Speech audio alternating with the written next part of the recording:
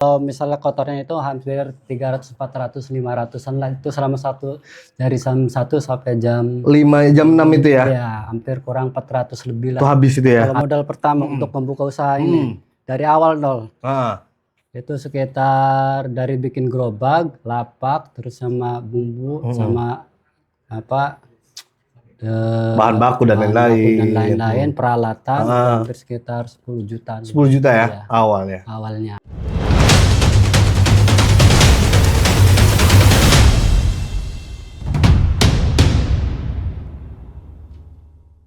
Sahabat-sahabat Ansor, Banser, dan seluruh netizen, subscriber Ansor Banten Channel. Hari ini ketemu lagi bersama saya Cak Ali dalam program podcast Ansor Banten.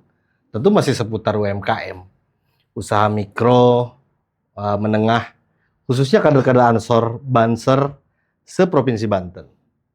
Hari ini saya kedatangan tamu salah satu pelaku UMKM di Kabupaten Serang, kader Ansor, ini kader organik, dan perlu teman-teman ketahui bahwa beliau itu sangat-sangat fokus berusaha dan sangat-sangat fokus mengembangkan usahanya.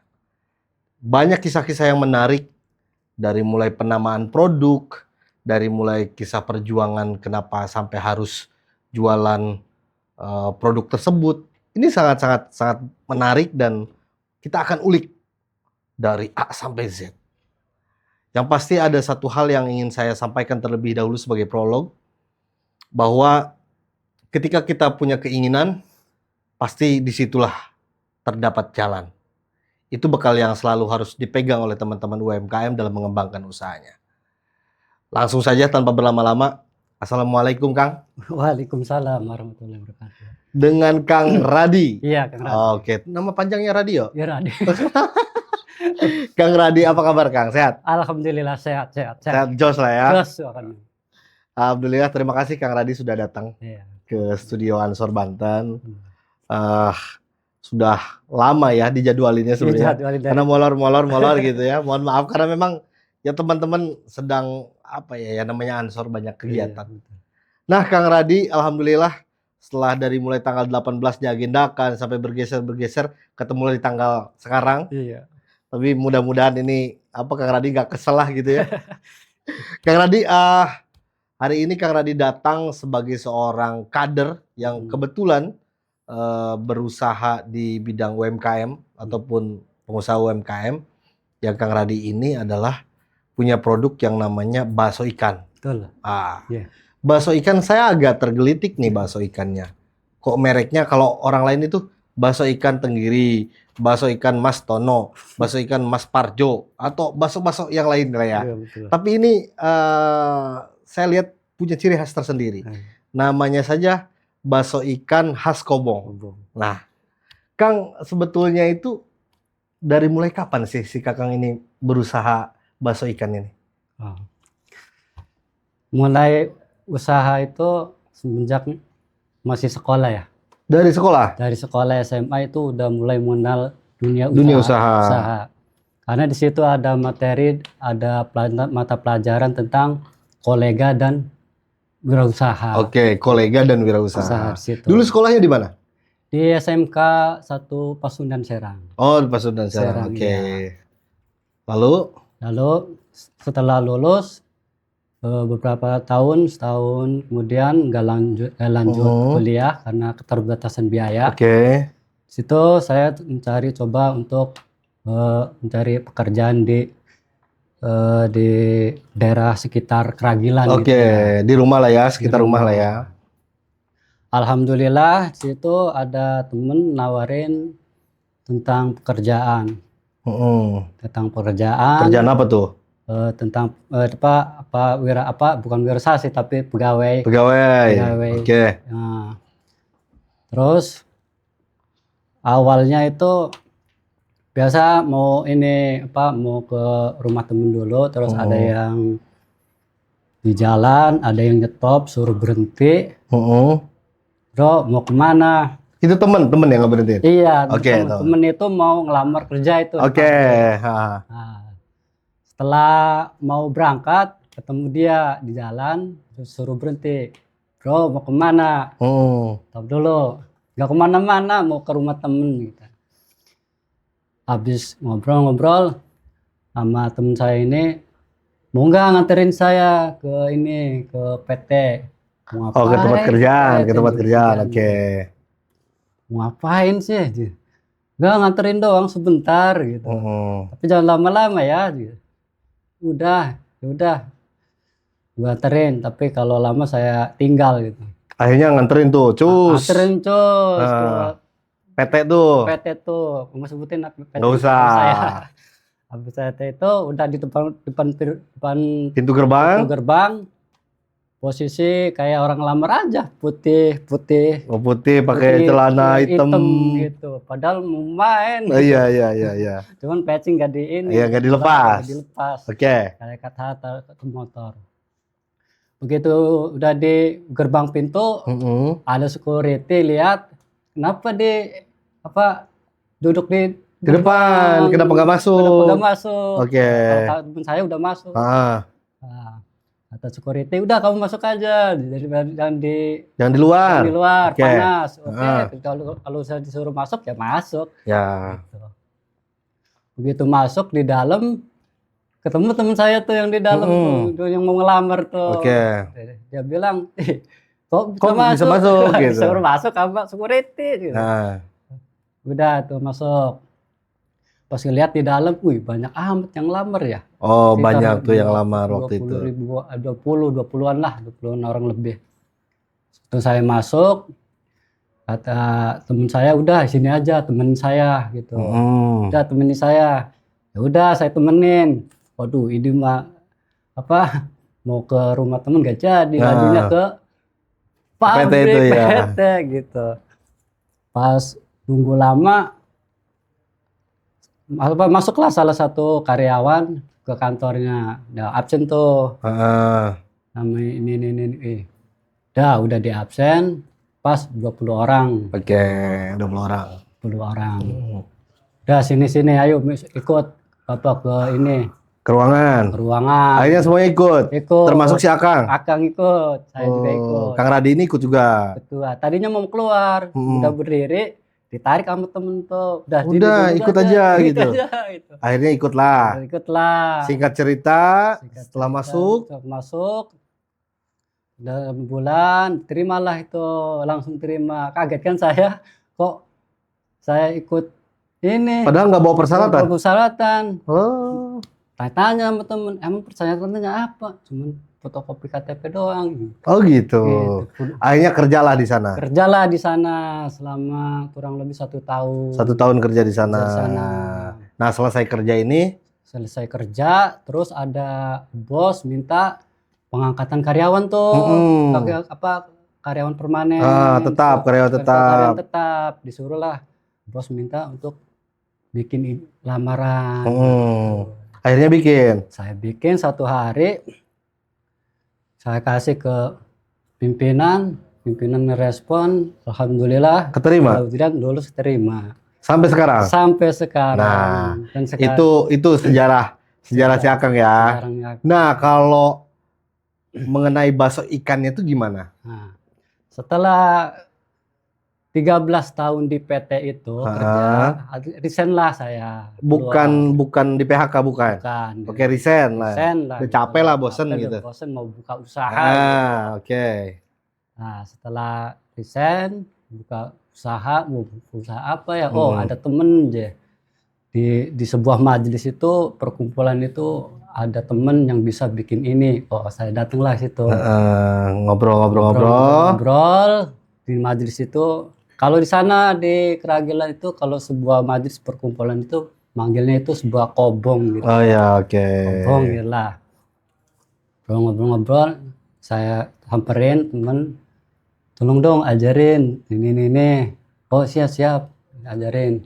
Nah, semenjak itu buka usaha bareng sama dia. Buka usaha lah yang namanya bakso ikan. Oke. Nah, Kang, kenapa kok di antara usaha-usaha yang lain si Akang ini lebih memilih bakso ikan gitu? Kenapa enggak bakso daging gitu? Kalau bakso ikan kan jarang ya.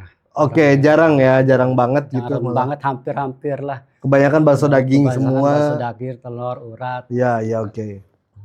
Berhubung teman saya bisanya di situ, ya saya deketin, belajar sama beliau.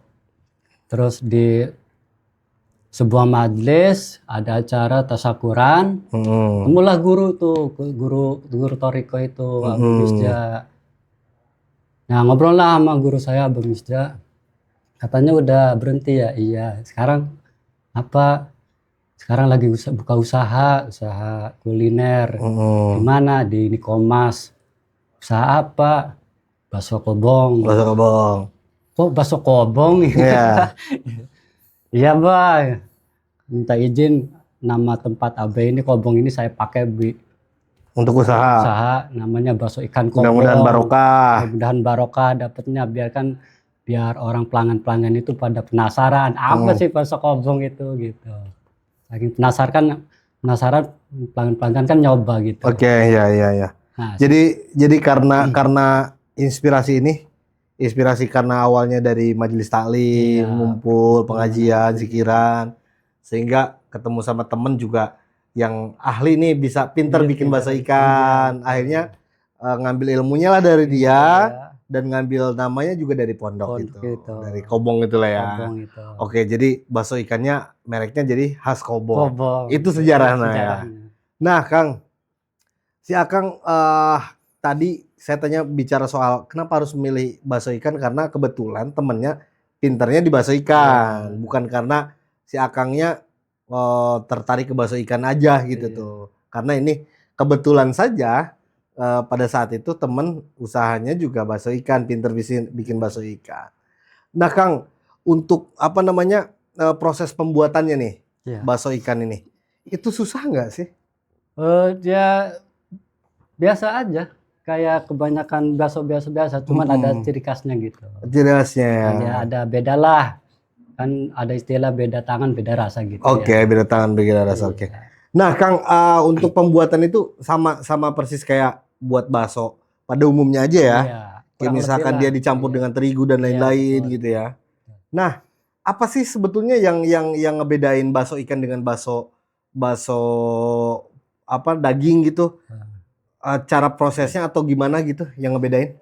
Untuk bakso kobong sendiri itu dari khasnya itu adalah dari bumbunya, dari rasanya, juga dari pengolahannya juga, dari ikannya juga khas juga, bukan ikan sembarangan juga.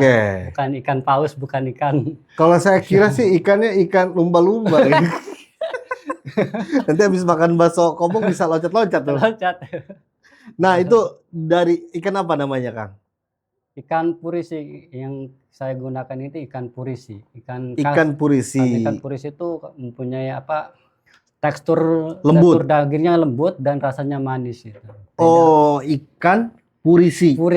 Nah, itu jenis ikan laut ya? Ikan laut. Dan itu si Akang dapatnya dari mana sih itu tuh? Dari pelelangan bisa. Pelelangan langsung nelayan juga bisa. Si Akang biasanya belanja ke siapa? Ke pelelangan langsung. Ke pelelangan ya. Nah, untuk bahan bakunya itu sulit nggak sih, Kang, si ikan itu? Alhamdulillah, karena ikan purisi ini musiman. Kadang jarang, kadang ada, kadang enggak gitu. Makanya ya antisipasinya mungkin mencari produk ikan yang lain gitu. Sambil nunggu ikan purisi. Oke. Tapi biasanya di bulan-bulan apa sih ikan purisi itu ada? Mungkin habis April, biasanya April. Kalau nasional April, terus April Mei 2 bulan sekali aja. 2 bulan sekali dia ada tuh bahan bakunya. Nah, kan kita nggak mungkin selamanya harus nunggu bahan baku purisi kan. Sedangkan kita tuntutannya produksi harus kita kencengin nih. Nah, makanya kita mungkin kayak ikan tenggiri, ikan sejenis itu ya, tuna. Itu dibuat bakso ikan juga. Nah, Kang, untuk tempat jualannya itu di mana sih, Kang? Kalau sekarang tempat jualan kita mangkal di Nikomas, di depan jalur pintu C Nikomas itu ya. Situ banyak. Itu si Akang jualan baksonya? Iya, itu langsung. Jualan baksonya? Langsung. Oh, jadi bukan kemasan jualan, bukan? Kemasan ada. Kemasan ada, bakso yang pakai bumbu ini juga ada gitu. Kuliner. Oke, kulinernya ada ya. Oke. Iya. Dan Kang, kalau ngomongin bakso itu, saya sih menarik sih sebetulnya. Iya. Kayak itu kan anti mainstream ya. Kayak Iya. kebanyakan orang kan baksonya bakso daging, ayam keliling juga bakso Iya, daging. bakso daging. Besi Akang itu apa namanya, bakso ikan, dan itu mungkin jarang. Itu kalau setiap hari jualan. Setiap hari jualan. Kecuali mungkin libur Minggu. Sabtu. Ya, tanggal merah aja. Sabtu, Minggu. Itu free lah ya, Free lah. karena nunggu karyawan. Nah, itu habis aja Kang setiap hari. Habis kita buka dari jam 1 sampai jam 6 Sore. 5 jam lah itu ya. 5 jam lah itulah. Itu habis ya. Habis. Luar biasa. Karena kita targetnya itu bukan dari sopir angkot-angkot doang, cuman dari jalan, ada orang jalan juga dan karyawan keluar. Karyawan keluar juga ya. Nah, Kang, kalau bicara bakso ikan kobong ini, pelanggannya itu kalau memang misalkan mereka beli kebetulan udah habis nih, jam 4 udah kehabisan. Itu gimana? Datang ke rumah atau memang nanti pesan atau gimana? Biasanya pesan lewat WA gitu. Lewat WA. Iya. Boleh disebutin WA-nya? Oh ya. Nanti di sini nanti ditayangin WA-nya nih. Nah, langsung. Buat teman-teman yang mau bakso kobong, rasa khas kobong, kalau ingin cobanya silakan hubungi nomor ini ya. 0889 7663 7076 ini. Oke. Nah, Kang, itu tuh apa namanya, si Akang ini pasti dong kalau jualan itu kita mikirin harus ada pembeda rasanya dari yang lain. Betul. Apa sih bedanya bakso khas Kobong dengan bakso ikan-ikan yang lain gitu? Kalau pembedaannya itu ya dari cara masak, terus bumbunya beda. Bumbunya juga beda. Terus olahannya juga beda. Oke. Maka dari situ rasanya juga pasti beda. Juga beda-beda dari yang lain. Kalau pengen tahu, nyobain, iya datanglah gitu. Paling nggak pesen lah gitu pesennya. Dilewat. Oke. Nah, Kang, apa namanya, keunggulan daripada bakso ikan khas Kobong ini apa keunggulannya? Keunggulannya dilihat dari teksturnya lembut mungkin. Ya, selain dari tekstur lembut, juga dari rasanya. Nah, yang keunggulannya itu dari rasa khasnya itu, yang membedakan dari bakso ikan-ikan yang lain. Itu pakai campuran nggak, Kang?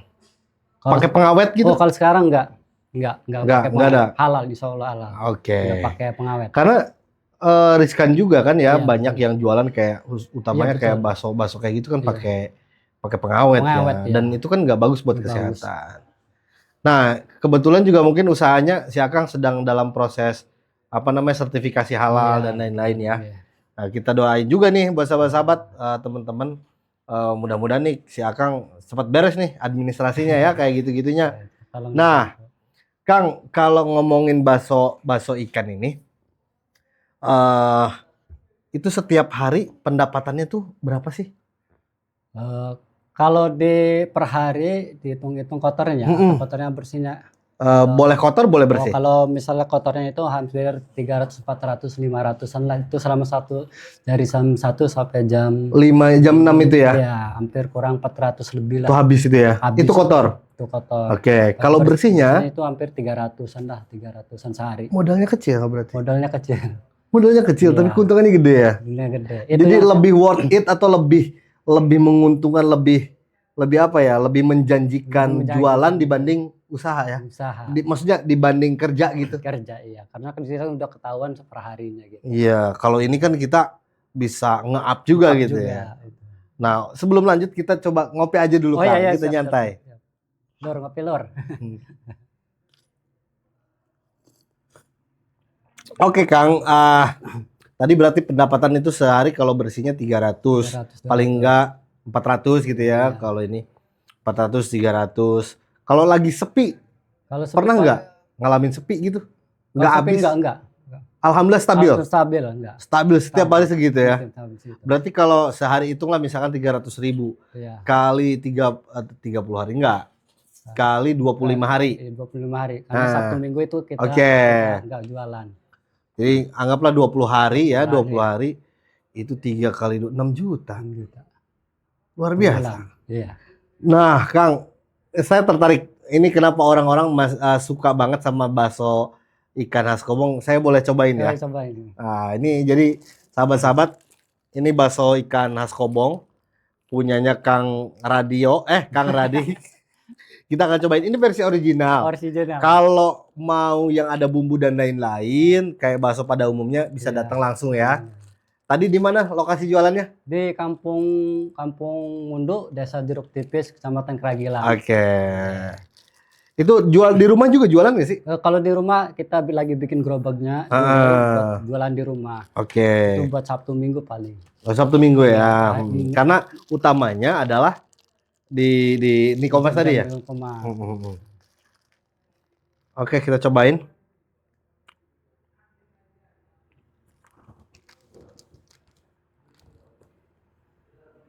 Oke. Sekali lagi Bel Abdol. Di versi kerupuknya juga kita lagi bikin ngembangin yang versi kerupuk. Yang kerupuk ya? Iya. Jadi teman-teman,